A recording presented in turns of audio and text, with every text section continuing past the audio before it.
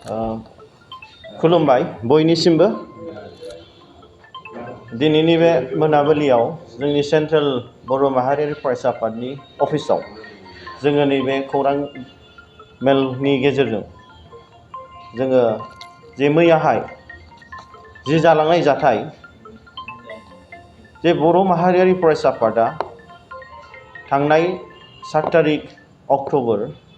2023 जितु उदालगुरि डिस्ट्रिक्टआव जोंहा मोनसे सोमावसारनाय हाबाफारि लानायनि जि मोनसे थांखि लादोंमोन बेखौ लोब्बा लानानै बर' माहारियारि फरायसा आफाद उदालगुरि डिस्ट्रिक्टनि दैदेनगिरि बिथांमोनहा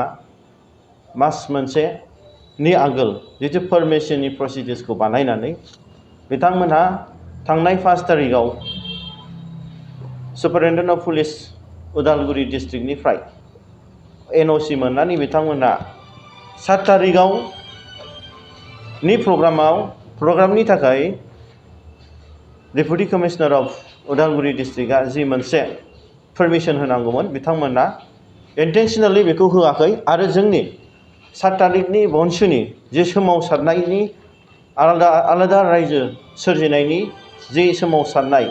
बिनि थाखाय पारमिशन बिथांमोना होआखै। दा बेवहाय जों थोंजोङै नुनो मोनदों बे उदालगुरि डिस्ट्रिक्ट एडमिनिस्ट्रेशन बिथांमोनहा मानगोनां डेपुटि कमिशनार बिथाङा जे मोनसे भारतनि संबिधान बादे मोनसे गोग्लैसोनाय हारिया ट्राइबेल जाथिया जे सोमावसारनो एबा गावसिनि जि मोननांगौ संबिधानिक बादे बेखौ बुंनो थाखाय जे प्रग्राम बानायनो थाखाय जे मोनथाय दंमोन बे मोनथायखौ बिथाङा टटेलि भायलेट खालामदों। आन्डार article 19 to the Constitution of India we have every rights the freedom of movement, freedom of speech जोंनि थांखि जोंनि लुबैनाय जोंनि हास्थायनायखौ जोङो डिमान्ड खालामनो हानायनि जोंहा मोनसे कन्स्टिटिउशनेल प्रभिजन दं। नाथाय बे कन्स्टिटिउशनेल प्रभिजनखौ मानगोनां डेपुटि कमिशनारा डाइरेक्टलि आसाम गभर्नमेन्टनि जि मोनसे इन्स्टिगेशन आरो बिटिसि गभर्नमेन्टनि जि इन्स्टिगेशन बेखौ लानानै बिथांमोना राजनितिक बायस खालामनानै जोंनि बे गणतान्त्रिक डेम'क्रेटिक जि मोनसे मुभमेन्ट जोंनि आलादा रायजो सोरजिनाय बर' हारिनि थाखाय बेखौ टटेलि बिथांमोना नेग्लेक्ट खालामनाय जादों आरो भारतनि संबिधानखौ भायलेसन खालामनाय जादों। आरो बे भायलेसन खालामनाय बे असनमान खालामनाया BoNSUखौल' नङा नाथाय गासैबो बर' हारिखौ खालामनाय जादों। मोनसे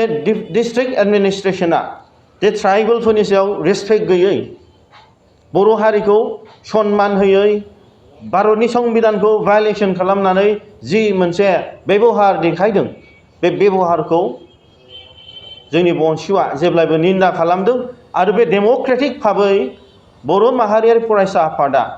सान्थि भाबै जोंनि गांनाय उखैनाय जोंनि भारतनि नेम बादे डेम'क्रेटिक भाबै आन्दलन खालामनायनि जे मोनथाय दंमोन बेखौ मोनैखौ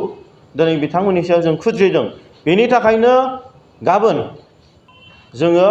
फुंनि 5 तानिफ्राय मोनानि 5 तासिम जोङो मोनसे जोंनि बड'लेण्ड टेरिटरियेल काउन्सिल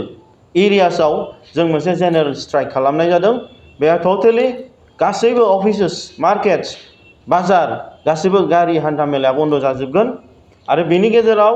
जों गाबोननि जि 9 तारिखनि जि मोनसे फुंनि मर्निंनि 5 तानिफ्राय बेलासिसिम 5 तासिम कमप्लिट जों रायजो राजाखौ जों सांग्रां खालामनो लुबैदों जे बे माबाफोर मोनसे समस्या जायोबा बेयावहाय मानगोनां रायजो राजा नोंथांमोना निजेनो साबधान जानांगोन। मानो होनब्ला दिनै जों बे बन्द'खौ होनो गोसो गैयामोन नाथाय भारत सरकारा एबा आसाम सरकारा जोंनि बिटिसि सरकार जोंनि एडमिनिस्ट्रेशना डिसि एसपि बिथांमोना जे जोंखौ भायलेसन खालामदों भारतनि संबिधान आर्टिकल 19 खौ। दा बिनि थाखायनो जोंबो एखे रोखोमैनो बिथांमोननि बादे पलिसि बादे जोङो गाबोन जोङो बे बन्द'खौ होनाय जादों जेनेरेल स्ट्राइकखौ। बेनि थाखायनो आं गुरैयै खावलायदों गेदेमा रायजो राजा नोंथांमोना जि मोनसे BoNSUनि बर' माहारियारि फरायसा आफादनि जि मोनसे खुद्रिसारनाय बिथांमोननि हेंथायै जे ट्राइबेलफोरनि जोंनो जि मोनसे राइट्स दंमोन under Article 19 to the Constitution of India जोङो आवाज होनो हानाय बिनो हानाय जों भइस होनो हानाय दा बेखौ बन्द खालामदों बिनि थाखायनो जोंबो दिनै फुल्लि माने बिथांमोननि एगेन्स्टआव जों टटेलि जेनेरेल स्ट्राइक जोंनि बिटिसि ओनसोलाव गाबोन फुंनि 7टानिफ्राय मोनानि फुंनि 5टानिफ्राय मोनानि 5टासिम होनाय जाबाय आरो बेयाव गासैबो रायजो राजाफ्रा मानिलायनानै जाहाथे नोंथांमोननि व्यक्तिक माने माखासे समयसा जाया बिनि थाखायनो बयबो एलार्ट थालायलायनो थाखाय आं गुरैनो खावलायहरनाय जाबाय। बाजाज बाइक लानो गोसो गुदुं सुबुंफोरनि थाखाय गाहाम खौरां। क'क्राझार सहराव थानाय दावहारु अट' एजेन्सिया 8 अक्ट'बरनिफ्राय 12 अक्ट'बर दानाव सानबानि हाबाफारिजों मेगालन लोगोसे एक्सेन्स मेला खुंफुंगोन। बायगिरि बिथांमोना एसेल' बिबांनि रां होग्रोनानै गाव गावनि लुबैनाय बाइकखौ बायनो हागोन। क'क्राझार सहरनि बड'लेण्ड गेस्ट हाउस साखाथियाव खुंफुंजानाय मेगालन काम एक्सेन्स मेलायाव फैनानै नोंथांनि लुबैनाय बाजाजनि बाइकखौ लांफैनो हागोन। दावहारु अट' एजेन्सिया बायगिरि बिथांमोननो आरसि इन्सुरेन्स लाफानानै 7,999 रां बेसेनावनो लवेस्ट डाउन पेमेन्ट होनानै बाइक लानो हागोन आरो 1,000 रां होग्रोनानै गोसोबादि बाइकखौ आवग्रिना दोननो हागोन। क'क्राझार सहरनि दावहारु अट' एजेन्सिजों लोगोसे कारिगाव फेस्टिभ आउटलेट आरो दतमा फेस्टिभ आउटलेट आरो बडगाव फेस्टिभ ब्रान्च श'रुमावबो खुंफुंजानाय मेगालन काम एक्सेन्स मेलायाव फैनानै नोंथांनि लुबैनाय बाजाजनि बाइकखौ लांफैनो हागोन। बाजाजनि बाइक सालायनो मोजां मोनग्रा रायजो राजाफोरनो क'क्राझारनि दावहारु अट' एजेन्सि श'रुमा लोगोसे मोजां अफारफोरबो लाबोदों। 5 लिटार पेट्रल फ्री, गंनै हेलमेट फ्री, बाइक बायगिरिफोरनो फ्री एसवेर गिफ्ट हरनाय जागोन आरो मेगालन काम एक्सेन्स मेलायाव बाइक बायगिरिफोरनो 1 बोसोरनि थाखाय 12 खेब फ्री वाशिं होनाय जागोन। आबुङै मिथिबावनो थाखाय 6000399187 8822 018193 जानबुं नाम्बाराव खौरां लाहरनो हागोन।